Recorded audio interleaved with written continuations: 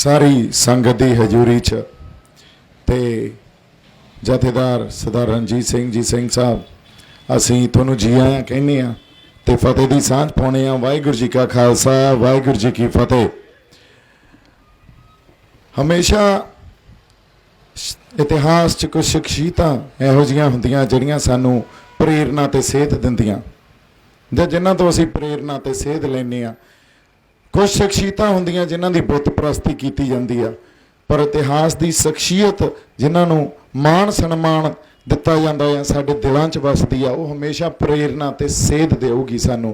ते सिंह साहब तो साडे नाल बैठे आ ते इहो जिहियां रूहां जदों साडे कोले होण जिन्हां तो प्रेरणा ते सेध मिलदी आ, असीं बड़ा मान महसूस करते हैं। तुसीं इत्थे आए हो, सानू हौसला अफजाई दित्ती आ, हल्लाशेरी दित्ती आ, सो बड़ा मान महसूस करते हैं। असीं तुहाडे तो बड़ा कुछ सिੱਖਣਾ सिੱਖਦੇ हैं तो उन्हां राहां ते चलण दी कोशिश भी करांगे।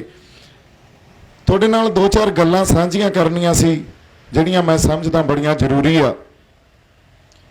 पंजाब या किसानी सारे साडे किसान ते मजदूर ये सिर्फ ऑर्ਡੀਨੈਂਸਸ की लड़ाई नहीं लड़ रहे। पंजाब अज आपदी होंद की लड़ाई लड़ रहा। बाकी सूबियां तो साडी पोजीशन साडी स्थिति थोड़ी जी वखरी आ। वखरी आए आ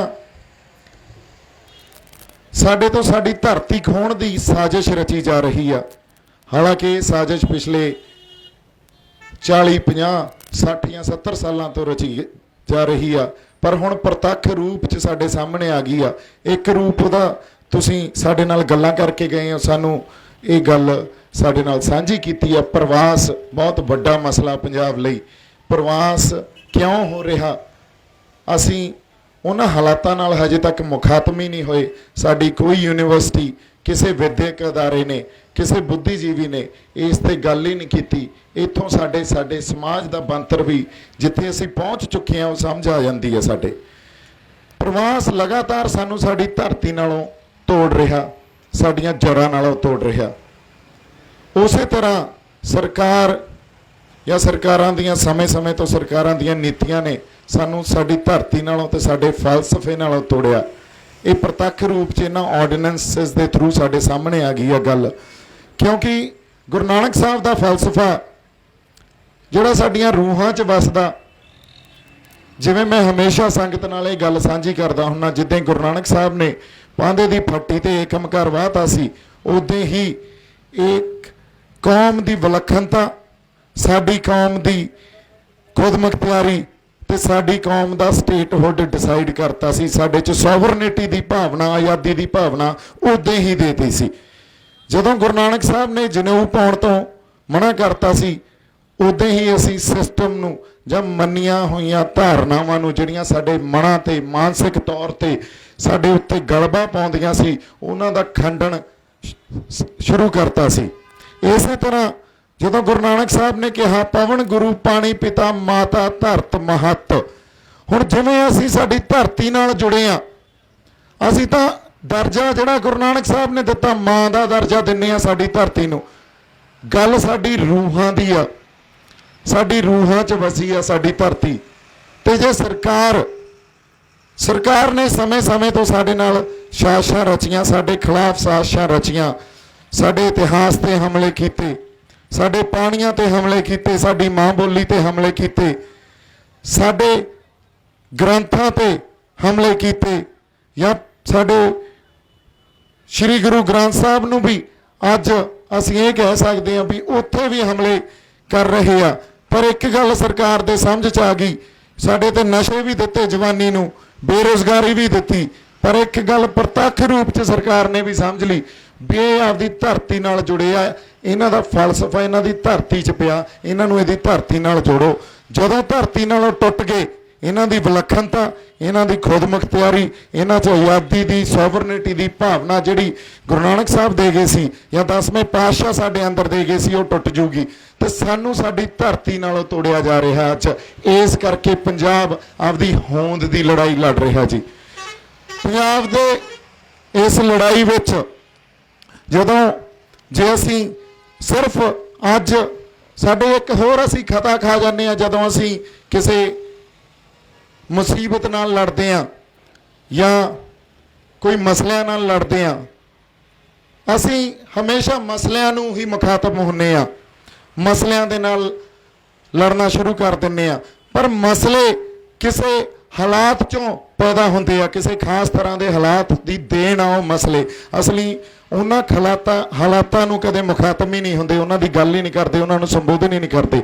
ਸੋ ਅੱਜ ਜਿਹੜੇ ਮਸਲਿਆਂ ਦੇ ਕਰਕੇ ਅਸੀਂ ਇੱਥੇ ਸਿਰ ਜੋੜ ਕੇ ਬੈਠੇ ਹਾਂ, ਜਾਂ ਜਿਨ੍ਹਾਂ ਮਸਲਿਆਂ ਦੇ ਖਿਲਾਫ ਐਡਾ ਵੱਡਾ ਉਭਾਰ ਪੰਜਾਬ 'ਚ ਹਰ ਵਰਗ ਦੀ ਸ਼ਮੂਲੀਅਤ ਨਾਲ ਪੈਦਾ ਹੋਇਆ, ਉਹਦੀ ਜੜ ਕਿੱਥੇ ਪਈ ਆ? ਉਹਦੀ ਜੜ ਉਹਨਾਂ ਹਾਲਾਤਾਂ 'ਚ ਪਈ ਆ ਜਿੱਥੋਂ ਇਹ ਆਰਡੀਨੈਂਸਿਸ ਪੈਦਾ ਹੋ ਰਹੇ ਆ, ਜਿੱਥੋਂ ਇਹ ਮਸਲੇ ਸਾਡੇ ਸਾਹਮਣੇ ਪੈਦਾ ਹੋ ਰਹੇ ਆ। ਸਾਨੂੰ ਉਹਨਾਂ ਮਸਲਿਆਂ ਨਾਲ ਨਜਿੱਠਣ ਨੂੰ ਮੈਨੂੰ ਲੱਗਦਾ ਵੀ ਅਸੀਂ ਪਾਰਟੀਬਾਜ਼ੀ ਵੀ, ਆਪਸੀ ਧੜੇਬੰਦੀ ਵੀ, ਹਉਮੈ ਵੀ, ਇਹ ਸਭ ਕੁਝ ਅੰਦਰੂਨੀ ਲੜਾਈ ਨਾਲ ਵੀ ਨਜਿੱਠੀ ਜਾਂਦੇ ਆ, ਤੇ ਬਾਹਰਲੀ ਇੱਕ ਬਹੁਤ ਵੱਡੀ ਹੁਕਮਰਾਨ ਧਿਰ ਨਾਲ ਵੀ ਨਜਿੱਠੀ ਜਾਂਦੇ ਆ, ਉਹਨਾਂ ਨਾਲ ਵੀ ਲੜਾਈ ਲੜੀ ਜਾਂਦੇ ਆ।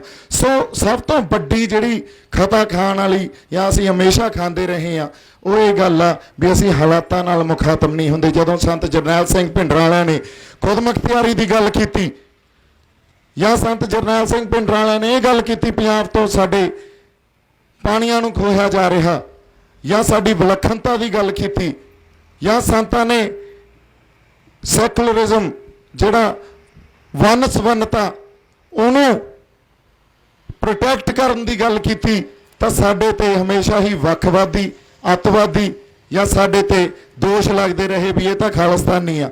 ਜੇ ਝਾਰਖੰਡ 'ਚ ਬੈਠਾ ਸ਼ਿਬੂ ਸੁਰੀਨ ਇਹ ਗੱਲ ਕਰਦਾ ਵੀ ਖੁਦਮੁਖਤਿਆਰੀ ਸਟੇਟ ਕੋਲੇ ਹੋਣੀ ਚਾਹੀਦੀ ਆ, ਝਾਰਖੰਡ ਦੇ ਜਿਹੜੇ ਨੈਚੁਰਲ ਰਿਸੋਰਸਿਸ ਆ, ਕੁਦਰਤੀ ਉਹਨਾਂ ਕੋਲੇ ਜਿਹੜੇ ਤੱਤ ਆ, ਉਹਨਾਂ ਨੂੰ ਸਰਕਾਰ ਨੂੰ ਨਹੀਂ ਖੋਣਾ ਚਾਹੀਦਾ, ਤੇ ਉਹ ਹੌਲੀ ਹੌਲੀ ਉੱਥੇ ਖੇਤਰੀ ਪਾਰਟੀ ਬਣਾ ਕੇ CM ਬਣ ਜਾਂਦਾ। ਅਸੀਂ ਕੀ ਗਲਤ ਗੱਲ ਕੀਤੀ ਆ? ਅਸੀਂ ਖੁਦਮੁਖਤਿਆਰੀ ਦੀ ਗੱਲ ਕਰਦੇ ਹਾਂ, ਅਸੀਂ ਉਹੀ ਗੱਲ ਕਰਦੇ ਹਾਂ ਜੋ ਅਮਰੀਕਨ ਕਨਸਟੀਟਿਊਸ਼ਨ 'ਚ ਵੀ ਕੀਤੀ ਗਈ ਆ, ਜੋ ਬ੍ਰਿਟਿਸ਼ ਕਨਸਟੀਟਿਊਸ਼ਨ 'ਚ ਵੀ ਕੀਤੀ ਗਈ ਆ, ਤੇ ਹਿੰਦੁਸਤਾਨ ਦੀ ਕਨਸਟੀਟਿਊਸ਼ਨ 'ਚ ਵੀ ਗੱਲ ਕੀਤੀ ਗਈ ਆ ਖੁਦਮੁਖਤਿਆਰੀ ਦੀ। ਹਿੰਦੁਸਤਾਨ 'ਚ ਗੱਲ ਕੀਤੀ, ਕਨਸਟੀਟਿਊਸ਼ਨ 'ਚ ਗੱਲ ਕੀਤੀ ਗਈ ਆ ਫੈਡਰਲਿਜ਼ਮ ਦੀ। ਹਿੰਦੁਸਤਾਨ ਦੀ ਕਨਸਟੀਟਿਊਸ਼ਨ ਗੱਲ ਕਰਦੀ ਆ ਸੈਕੂਲਰਿਜ਼ਮ ਦੀ, ਹਿੰਦੁਸਤਾਨ ਦਾ ਸੰਵਿਧਾਨ ਗੱਲ ਕਰਦਾ ਡੈਮੋਕ੍ਰੇਸੀ ਦੀ, ਤੇ ਅਸੀਂ ਤਾਂ ਉਸ ਸੰਵਿਧਾਨ ਨੂੰ ਪ੍ਰੋਟੈਕਟ ਕਰ ਰਹੇ ਹਾਂ। ਸਾਨੂੰ ਖਾਲਿਸਤਾਨੀ ਕਿਉਂ? ਸਾਨੂੰ ਵੱਖਵਾਦੀ ਕਿਉਂ? ਵੱਖਵਾਦੀ ਜਾਂ ਜਿਹੜੇ ਅੱਤਵਾਦੀ ਆ ਉਹ ਤਾਂ ਫਿਰ ਉੱਥੇ ਸੰਸਦ 'ਚ ਬੈਠੇ ਆ, ਜਿਹੜੇ ਕਾਨੂੰਨ ਬਣਾਈ ਜਾਂਦੇ ਆ, ਜਿਹੜੇ ਕਿਸਾਨਾਂ ਦੀ ਗੱਲ ਨਹੀਂ ਸੁਣ ਰਹੇ, ਮਜ਼ਦੂਰਾਂ ਦੀ ਗੱਲ ਨਹੀਂ ਸੁਣ ਰਹੇ। ਸੋ ਜਦੋਂ ਅਸੀਂ ਲੜਾਈ ਲੜਨੀ ਆ, ਅੱਜ ਸਾਡੀ ਇਹ ਕੌਮ ਦੀ ਲੜਾਈ ਆ, ਪੰਜਾਬ ਦੀ ਲੜਾਈ ਆ, ਪੰਜਾਬ 'ਚ ਰਹਿੰਦੀ ਹਰ ਉਸ ਰੂਹ ਦੀ ਲੜਾਈ ਆ ਜਿਹੜੀ ਪੰਜਾਬ ਦੀ ਹੋਂਦ ਖਾਤਰ ਲੜ ਰਹੀ ਆ, ਜਾਂ ਪੰਜਾਬ ਦੇ ਧਰਤੀ ਖਾਤਰ, ਸਾਡੇ ਲੋਕਾਂ ਖਾਤਰ, ਆਪਦੇ ਦਿਲਾਂ ਅੰਦਰ, ਆਪਦੇ ਰੂਹਾਂ ਅੰਦਰ ਦਰਦ ਸਾਂਭੀ ਬੈਠੀ ਆ। ਸਾਡੀ ਲੜਾਈ ਇੱਕ ਗੱਲ, ਅਸੀਂ ਜਿਵੇਂ ਮਿਸਲ ਦੌਰ 'ਚ ਮਿਸਲਾਂ ਮਤਾਂ ਪਗਾ ਲੈਂਦੀਆਂ ਸੀ, ਆਪਸੀ ਮਤਭੇਦ, ਆਪਸੀ ਵਿਚਾਰਧਾਰਕ ਵਖਰੇਵੇਂ ਹੁੰਦੇ ਸੀ, ਪਰ ਮਤਾ ਇਹ ਪਗਾਇਆ ਜਾਂਦਾ ਸੀ ਵੀ ਹੁਣ ਬਾਹਰੀ ਹਮਲਾ ਹੋ ਗਿਆ, ਬਾਹਰੀ ਹਮਲਾ ਹੋ ਗਿਆ, ਦੁਸ਼ਮਣ ਸਾਡਾ ਸਾਨੂੰ ਪਤਾ ਕੌਣ ਆ। ਉਦੋਂ ਉਸ ਵੇਲੇ ਦੀ ਹੁਕਮਰਾਨ ਧਿਰ ਆ, ਸਾਡੀ ਲੜਾਈ ਇਕੱਠੇ ਹੋ ਕੇ ਉਸ ਹੁਕਮਰਾਨ ਧਿਰ ਦੇ ਖਿਲਾਫ ਆ। ਅਸੀਂ ਆਪਸੀ ਵਖਰੇਵੇਂ, ਆਪਸੀ ਵਿਚਾਰ ਜਿਹੜੇ ਉਹਨਾਂ 'ਚ ਸਾਡੀ ਕੋਈ ਵਿਚਾਰਧਾਰਕ ਕੋਈ ਮਤਭੇਦ ਆ, ਉਹ ਬਾਅਦ 'ਚ ਅਸੀਂ ਨਜਿੱਠ ਲਾਂਗੇ। ਹੁਣ ਲੜਾਈ ਹੁਕਮਰਾਨ ਦੇ ਖਿਲਾਫ ਲੜੀਏ। ਤਾਂ ਇਸੇ ਕਰਕੇ ਉਸ ਵੇਲੇ ਮਿਸਲ ਕਾਲ 'ਚ ਖਾਲਸੇ ਦੀ ਜਿੱਤ ਹੁੰਦੀ ਸੀ, ਕੌਮ ਦੀ ਜਿੱਤ ਹੁੰਦੀ ਸੀ। ਅੱਜ ਅਸੀਂ ਇੱਕ ਦੂਜੇ ਦੀਆਂ ਲੱਤਾਂ ਖਿੱਚਦੇ ਹਾਂ, ਅਸੀਂ ਆਪਸੀ ਵਖਰੇਵੇਂ ਬਾਅਦ 'ਚ ਨਜਿੱਠ ਲਾਂਗੇ। ਇੱਕ ਗੱਲ ਦੀ ਸਪਸ਼ਟਤਾ ਰੱਖਣੀ ਜ਼ਰੂਰੀ ਹੈ, ਇਸ ਵੇਲੇ ਹਿੰਦੁਸਤਾਨ ਦੀ ਹੁਕਮਰਾਨ, ਹਿੰਦੁਸਤਾਨ ਦੀ ਸਰਕਾਰ ਨਾਲ ਸਾਡੀ ਲੜਾਈ ਆ, ਜਿਹਨੇ ਭਾਰਤੀ ਕੌਮ ਸਿਰਜਣ ਦੀ ਜਿੱਦ ਫੜੀ ਬੈਠੇ ਆ। ਪ੍ਰਤੱਖ ਰੂਪ 'ਚ ਸਾਡੇ ਸਾਹਮਣੇ ਆ ਗਈ ਹੈ ਇਹ ਗੱਲ। ਤੇ ਪੰਜਾਬ ਕਸ਼ਮੀਰ ਤੋਂ ਬਾਅਦ ਇੱਕ ਇਹੋ ਜਿਹਾ ਸੂਬਾ ਜਿਹੜਾ ਉਹਨਾਂ ਦੀ ਉਸ ਜਿੱਦ ਦੇ ਖਿਲਾਫ ਲੜਦਾ ਕਿ ਆਪਦੀ ਵਿਲੱਖਣਤਾ ਨੂੰ, ਆਪਦੀ ਵੰਨ ਸਵੰਨਤਾ ਨੂੰ ਅਸੀਂ ਪ੍ਰੋਟੈਕਟ ਕਰਦੇ ਹਾਂ, ਅਸੀਂ ਆਵਾਜ਼ ਵੀ ਬੁਲੰਦ ਕਰਦੇ ਹਾਂ, ਸਾਡੀਆਂ ਕਲਮਾਂ ਵੀ ਉਹਦੇ ਖਿਲਾਫ ਲਿਖਦੀਆਂ। ਇਸ ਕਰਕੇ ਸਾਡੀ ਹੋਂਦ ਦੀ ਲੜਾਈ ਆ। ਉਹ ਧਾਰੀ ਬੈਠੇ ਆ ਪੰਜਾਬ ਨੂੰ, ਇਹਨਾਂ ਦੀਆਂ ਜ਼ਮੀਨਾਂ ਨਾਲ, ਇਹਨਾਂ ਦੀ ਧਰਤੀ ਨਾਲ ਖੋਰ ਦੋ, ਇਹਨਾਂ ਦੀਆਂ ਰੂਹਾਂ ਨੂੰ ਖੋਰ ਦੋ। ਤੇ ਜੇ ਇੱਕ ਵਾਰੀ ਸਾਡੇ ਪੈਰ ਉਖੜ ਗਏ, ਮੁੜ ਕੇ ਸਾਡੇ ਕਿਤੇ ਪੈਰ ਨਹੀਂ ਲੱਗਣੇ। ਇਹ ਪੰਜਾਬ ਦੇ ਲੋਕਾਂ ਨੂੰ, ਇੱਥੇ ਰਹਿੰਦੇ ਹਰ ਵਰਗ ਨੂੰ ਸਮਝਣ ਦੀ ਜ਼ਰੂਰਤ ਆ। ਸੋ ਮੇਰੀ ਬੇਨਤੀ ਹੈ ਇਸ ਮੰਚ ਦੇ ਥਰੂ, ਮੇਰੀ ਬੇਨਤੀ ਆ ਸਾਡੀਆਂ ਪੰਜਾਬ ਦੀਆਂ ਸ਼ਖਸੀਅਤਾਂ ਨੂੰ, ਜਿਨ੍ਹਾਂ ਨੂੰ ਲੋਕ ਸੁਣਦੇ ਆ, ਜਿਨ੍ਹਾਂ ਤੋਂ ਪ੍ਰੇਰਨਾ ਤੇ ਸੇਧ ਲੈਂਦੇ ਆ, ਵੀ ਇਸ ਲੜਾਈ 'ਚ ਸਾਨੂੰ ਅਗਵਾਈ ਕਰਨ, ਉਹ ਸਾਡੇ ਅੱਗੇ ਲੱਗਣ। ਅਸੀਂ ਨਾਲ ਉਨਾ ਹੀ ਜਜ਼ਬੇ, ਉਨਾ ਜੋਸ਼ ਨਾਲ, ਉਨੀ ਦ੍ਰਿੜਤਾ ਨਾਲ, ਸਮਰਪਣ ਨਾਲ ਉਹਨਾਂ ਦੇ ਨਾਲ ਆ। ਸਾਨੂੰ ਤੁਹਾਡੀ ਅਗਵਾਈ ਵੀ ਚਾਹੀਦੀ ਆ, ਤੁਹਾਡੇ ਤੋਂ ਸਾਨੂੰ ਗਾਈਡੈਂਸ ਵੀ ਚਾਹੀਦੀ ਆ। ਤੁਹਾਡੇ ਕੋਲੇ ਤਜਰਬਾ ਬਹੁਤ ਆ, ਇਤਿਹਾਸ ਨੂੰ ਬੜੀ ਚੰਗੀ ਤਰ੍ਹਾਂ ਜਾਣਦੇ ਹੋ ਤੁਸੀਂ, ਇਸ ਖਿੱਤੇ ਦੇ ਲੋਕਾਂ ਨੂੰ ਜਾਣਦੇ ਹੋ, ਉਹਨਾਂ ਦੇ ਵਿਵਹਾਰਿਕ ਜਾਂ ਉਹਨਾਂ ਦੀ ਮਾਨਸਿਕਤਾ ਨੂੰ ਬੜੀ ਚੰਗੀ ਤਰ੍ਹਾਂ ਸਮਝਦੇ ਹੋ।